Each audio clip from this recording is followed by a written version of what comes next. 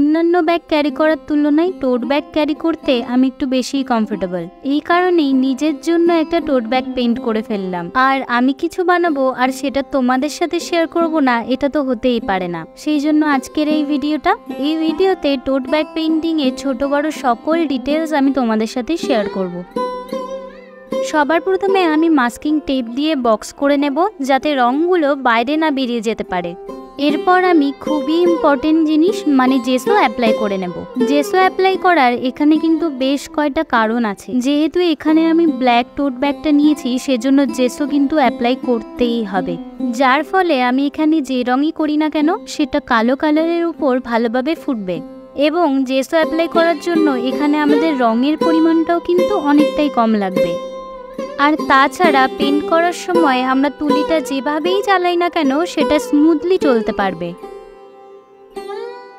এই 4টে বক্সের মধ্যেই আমি আকাশ এবং মেঘ পেইন্ট করব, তবে সেটা হবে আলাদা আলাদা। সবার প্রথমে আমি কিন্তু বেস কালারগুলো করে নেব। এখানে আমি 4টে বক্সেরই বেস কালারগুলো আগে করে নিয়েছি, যাতে আমার সময়টা অনেকটা কম লাগে। যেহেতু আকাশটা কমপ্লিট হওয়ার পর আমার এখানে অনেকটা টাইম ওয়েট করতে হতো অন্যান্য কাজ করার জন্য, সেই জন্য একটা একটা করে কাজ করতে চাইলে আমার কিন্তু এখানে অনেকটা টাইম লেগে যেত। তবে মেঘগুলো দেখতে এখানে যতটাই সহজ মনে হচ্ছে না কেন, এটা কিন্তু ততটাও সহজ নয়। আমার পুরো পেইন্টিংটার মধ্যে এটা করতেই সবথেকে বেশি সময় আমার লেগেছে। সবকিছুই কিন্তু তোমরা এই 3 মিনিটের ভিডিওতে দেখতে পাও না, অনেকটা অংশই কিন্তু এডিটিংয়ের সময় বাদ যায়।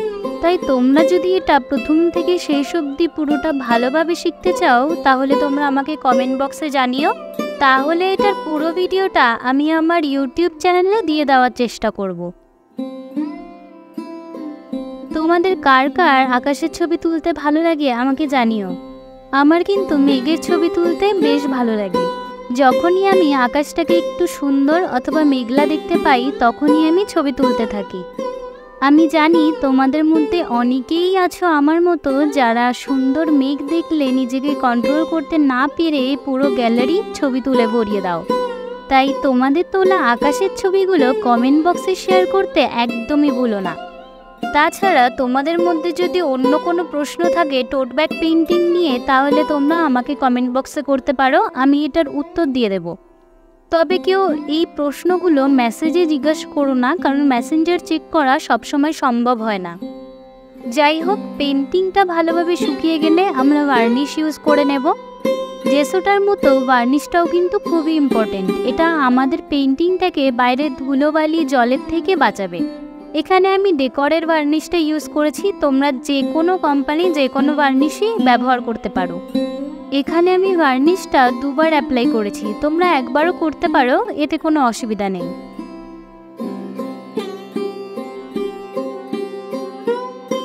এই যে এটা হলো সবথেকে স্যাটিসফাইং পার্টটা। আমার যে এই কাজটা করতে কি ভালো লাগে তোমাদের কি বলবো। এরপর মাস্কিং টেপগুলো তুলে নেওয়ার পর সাইডে এই যে সাদা রঙগুলো বেরিয়ে থাকবে, সেগুলোকে আমরা কালো রং দিয়ে কভার করে নেব। তো যাই হোক, আজকের ভিডিওটা এইটুকুই। ভিডিওটা তোমাদের কেমন লাগলো অবশ্যই জানিও। আর ভিডিওটা যদি তোমাদের একটুও হেল্পফুল মনে হয়, তাহলে অবশ্যই একটা শেয়ার করে দিও। আর হ্যাঁ, আমাকে টোট ব্যাগটার সাথে কেমন মানিয়েছে এটা কিন্তু অবশ্যই বলবে। তো চলো, দেখা হচ্ছে পরবর্তী একটা কোনো সুন্দর ভিডিওতে। ততক্ষণের জন্য টাটা।